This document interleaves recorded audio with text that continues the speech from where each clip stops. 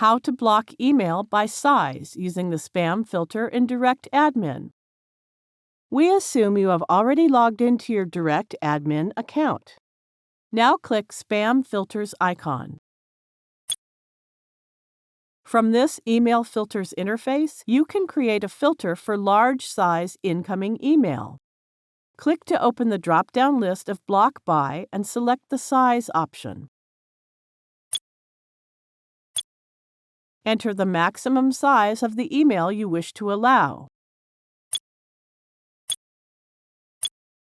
Any incoming email over 5 megabytes in size will be blocked. Now click Block button. That's it. You now know how to block all email larger than a fixed size. Thank you for watching.